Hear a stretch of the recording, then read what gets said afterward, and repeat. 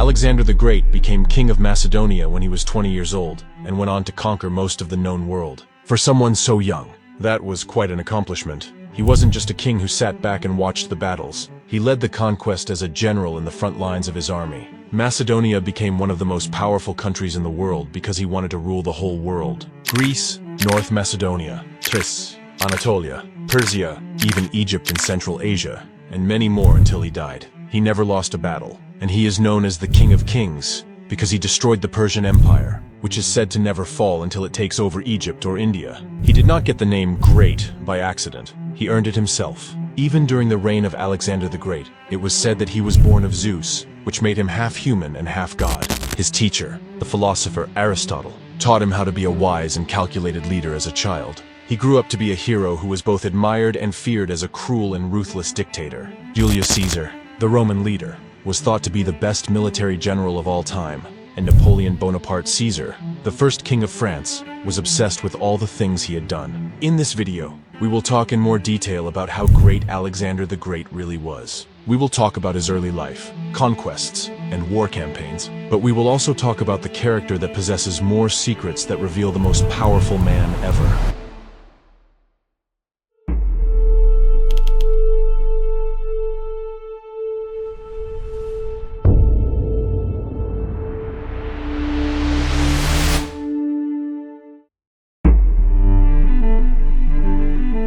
He was born in 356 BC in Pella, which is the capital of Macedonia, and is in the northwest of Thessaloniki, Greece. Other names for him include Alexander III, Alexander the Great, and the Great.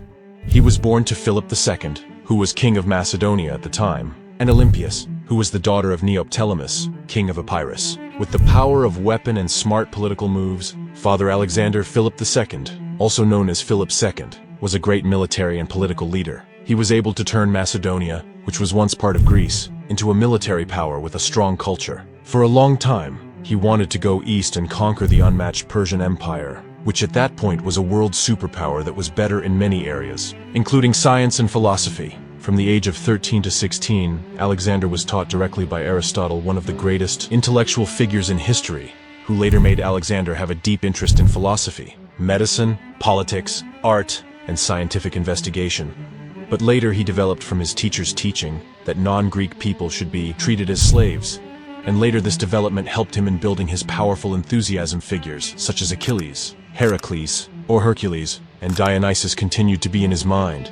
They gave great influence to Alexander, and gave him very great ambition even though they were only fictional figures, but they effectively gave a huge influence in the thoughts and also actions of Alexander. At the time, Philip went on to invade Byzantium in 340 years. BC, he was left to lead Macedonia during the king's departure. Alexander used this opportunity to prove that although he was a teenager, he was destined to be a great leader, and here he gathered troops to defeat the Maedi Thracian tribe who now live in the southeast Baltic territory.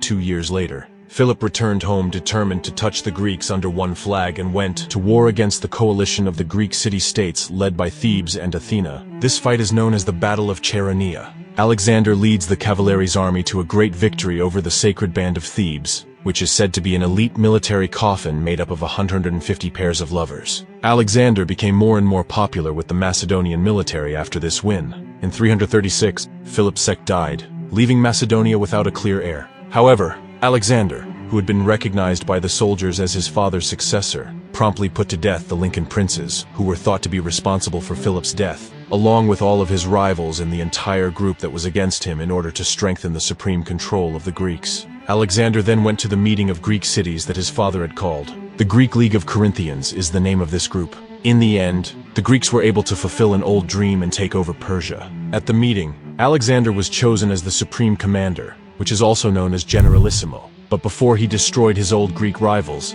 Alexander had to make sure the Greek peninsula was safe. He did this by including the city-state that often joined Greek alliances with military force, and by going on the offensive against the Thracian tribes in the north. But while Alexander was in battle, rumors spread across Greece that he had died.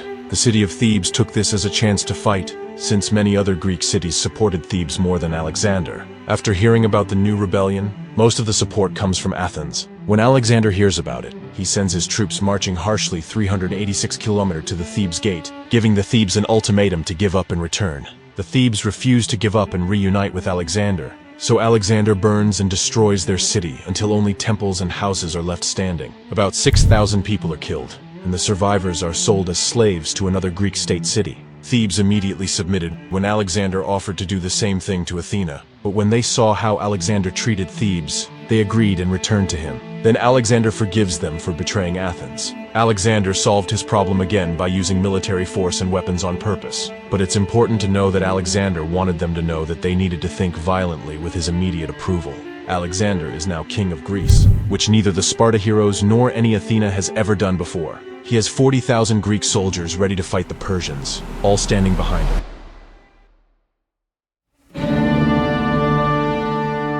Macedonia, or Greece, seemed very small compared to the powerful Persian kingdom. But Alexander thought that his army was better trained and had better weapons and gear, so he thought that his strategies and tactics could destroy the Persians' large amounts. His rise to power made him think more about the trip to Persia, so he came up with the idea himself. He also needed money from Persia to keep up the army that his father, Philip II, had built and to pay off his big loan. Alexander had heard that Xenophon's 10,000 troops, a group of Greek mercenaries, had crossed into Persian land and made it out alive. It was also possible for the Persian Empire to lose when Agesilaus of Sparta's war against it was successful. Agesilaus was a great general who led his army against the Persians. He also had a great army of horse soldiers, led by someone just as skilled as he was. The Persian army is strong, but that doesn't mean it can't be beat. In 333 BC, Alexander's army met a big Persian army led by Darius III.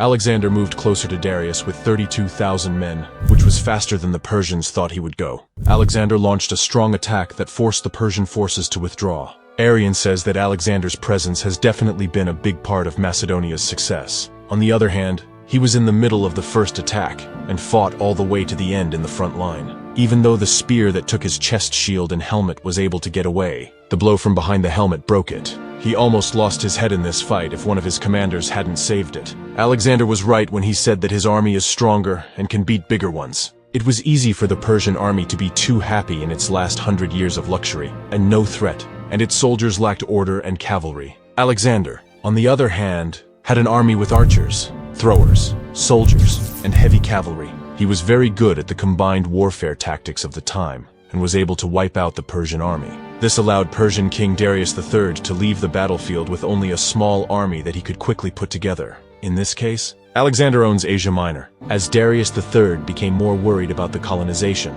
he ran away to Babylon and made it the center of his attack on the attackers. He put together a huge army here, with more than 250,000 Persians, middle-class people, and hired soldiers from his empire. Because Darius was restless, he chose to attack the Macedonians right away in Asia Minor. In this case, the Macedonian troops pushed through the Persian line. He ran away again when he saw that the fight was going against him. Because Darius pulled away so quickly, he even left his wife and family. His mother felt so bad about him that she turned him down in public and raised Alexander as his own son.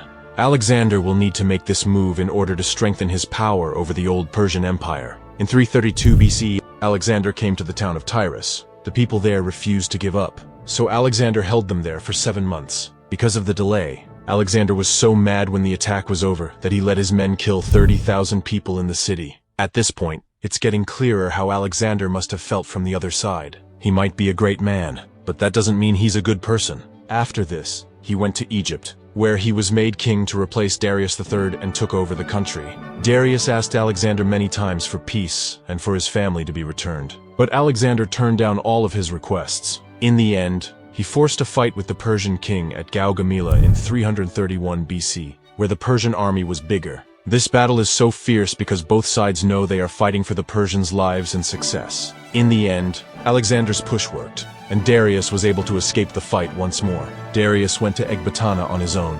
He was quickly chased by Alexander with a small army. But before he could catch up, Darius's men turned on him and killed him for being weak. Alexander wasn't happy with this, though. He searched for and found the person who killed Darius. It was Bessos, a prince from Bactria. For killing Darius, he tortured and killed him. Alexander, on the other hand, was honest, and when he found Darius's body, he buried the former Persian king in a royal way. Alexander was free to take the Persian throne for himself after Darius died. The chaos that has been a threat to Greece for hundreds of years is now actually in Greece. Alexander gave the Persian lands a lot of freedom and even let them run their own government in exchange for their loyalty to him. This helped him keep control of Persia. He didn't try to change Persian religion or culture like most rulers did at the time. Instead, he took on many Persian habits himself. In the Persian people, this made him very famous, but in his own armies, it made them dislike him.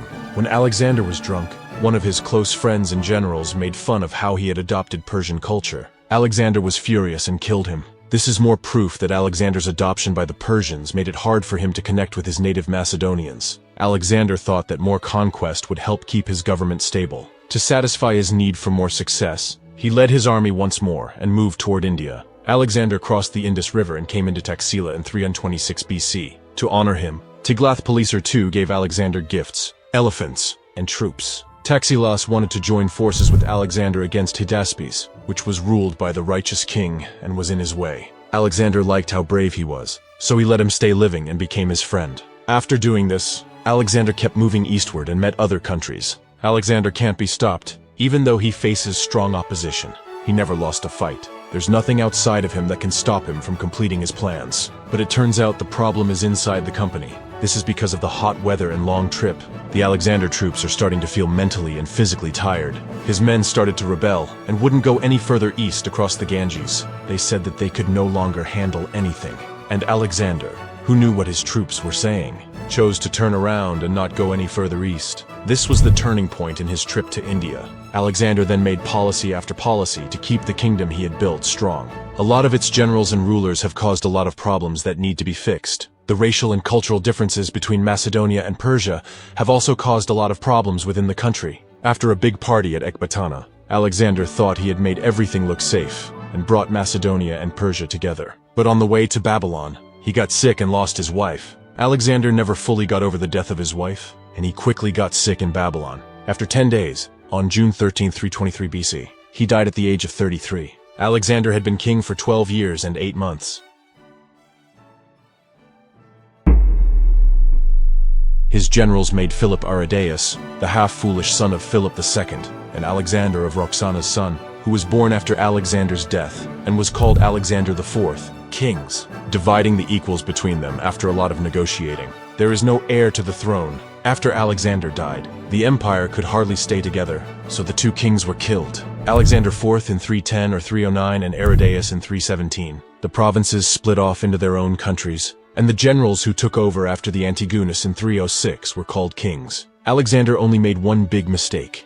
He didn't train his manager to carry on the great kingdom he had created. These towns were all destroyed after he died. They were all part of his empire. He made his generals fight with each other over who would be the next most powerful person in the country. It was Alexander's active nature that kept all of this going for so long.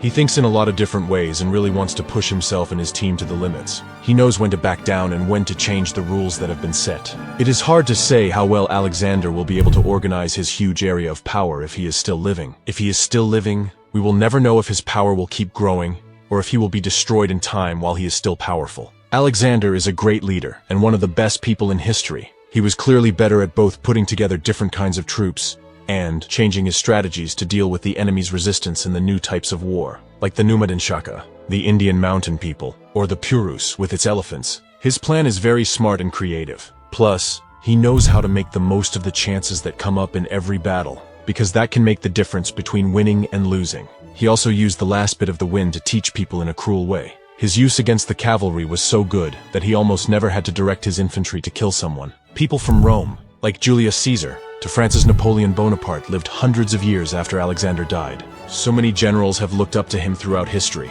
and the most important thing they left behind was the absolute rule they had for a long time and brought it to the West, which made the Roman Empire want to use the same kind of government. And later, Napoleon did the same thing during the French Revolution. There were important times in the history of both Europe and Asia during Alexander's short rule. Geography and natural sciences learned a lot more thanks to his expedition and personal interest in scientific study. The major centers of civilization moved to the east because of his work, and a new age of Greek territorial monarchy began. It colonized large parts of the Middle East and spread Hellenism. It also made a single world that was stronger from Gibraltar to Punjabi, open for business and socializing, with a big cultural layer and Greek as the main language of communication. Alexander also built a lot of great towns and named many of them after himself. He also had a big impact on culture. He gave them a living language that made it easier for them to trade and talk to each other. Even though Alexander mostly took over land for the thrill of victory, courage, and being great, then the world became more linked, so people could trade and talk to more people more quickly than before. Alexander may not have meant to do all of those things, but they might not have happened without him.